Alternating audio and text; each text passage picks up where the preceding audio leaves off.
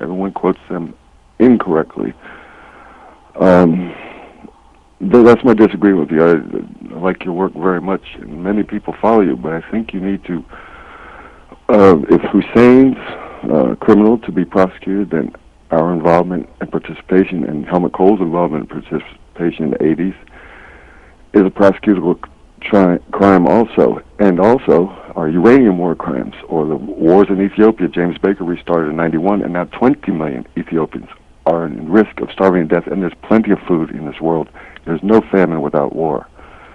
This is the heart of the matter, and the generalizations goes farther away from it. Look at their faces, see them, and thank you for your time.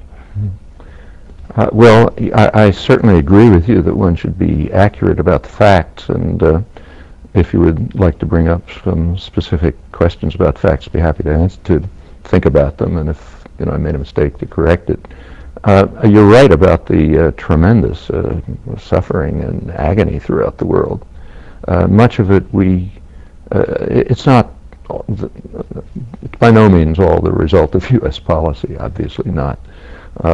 Problems in Africa are extremely ugly and complex. In the Congo alone, several million people have been killed in the last few years in wars that would not be easy to handle and deal with, though a good deal could be done about them. There's plenty of starvation. I don't think war is the only factor that lies behind famine. Often famines take place when, as you say, there's plenty of food, but social and political conditions are such that the food isn't getting to the people who need it. And there's plenty that can be done about that. The AIDS epidemic is devastating, not only Africa, but many other parts of the world. And resources, there are methods of treatment which require not huge sums of money. And we could dedicate ourselves, a portion of our resources to dealing with that. We have ample resources, many of them being used in destructive ways. But your point is correct. There's all sorts of horrible things going on in the world. Some of them we're responsible for. And there we have a direct responsibility to terminate what we're doing and improve the situation. Others are things we could assist, and to the extent possible we have a responsibility to do that. There are plenty of others which are going to be well out of our control. This book called Middle East Illusions is in the bookstores right now. It's by Noam Chomsky. As we go to North Andover, Massachusetts, you're next. Go ahead, please. Well, Professor Chomsky, good afternoon. I'm honored to ask you a question.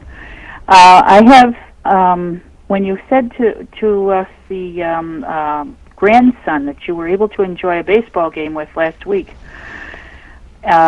with your love of words and your love of linguistics, I was just curious if you ever had the opportunity to have any connection with Mr. Edward L. Bernays, who was a resident of Cambridge for the last 40 years of his life, was first in New York City, and was for almost 100 years connected with, very powerfully, the public affairs work of the American Tobacco Company, working with Guatemala for a war that almost was started because of bananas in the 50s, and all of these different media actions that I believe have really contributed to where we are now in our worldview of, we have got a corporate mentality of destroying what we don't like, taking it over, manipulation of it, because his learning from his uncle, Sigmund Freud, was utilized to his best ability with twisting people's view of what was good for them so that he could sell products to them. Thanks, caller. Eddie Bernays. Actually, I never, you're right, he lived in Cambridge. We weren't that far apart. I never actually met him. But, called the father of public relations. Yeah. But I've written a fair amount. I've looked at a lot of his work, and in fact, I've written a fair amount about it. I suspect that it wasn't his Freud who was the big influence on him, but rather In fact, exactly what he said. He said the major influence on him was his participation in the first state propaganda agency in the United States, Woodrow Wilson's Committee on Public Information, which was established in order to try to drive a basically pacifist population into support for the war that Wilson very much wanted to get into in Europe. And it succeeded. Within a short period of time, the propaganda efforts, they were called propaganda in those days, it was more honest use of terminology, the propaganda efforts of the Committee on Public Information, a very Orwellian name, did succeed in driving a symphony orchestra. It couldn't play Beethoven, things like that. It drove the country into a kind of hysteria. And the participants in that committee included many people of subsequent great distinction and influence. Edward Bernays was one. Another was Walter Lippmann, the leading public intellectual of the 20th century and most important figure in American media. Both of them went through that experience and learned from it and wrote about what they learned from it.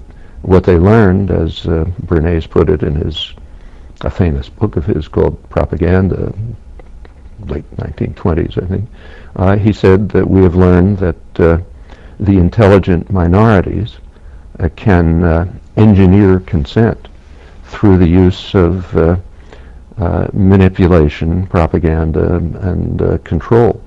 And we should do it for the benefit of the public. It's for the benefit of the public that we should control them and engineer their consent. Lippmann said pretty much the same thing. Also drawing from the experience of the wartime propaganda agency, he wrote important essays on democracy in the 1920s called Progressive Essays on Democracy. They were both liberals, kind of Wilsonian progressives. He said, well, we've learned that there's a new art in the practice of democracy, the art of what he called manufacturing consent. Bernays' term was engineering of consent. And this is very significant because the public should not be participants in the democratic process. They should be spectators, not participants. They are ignorant and meddlesome outsiders, as he put it.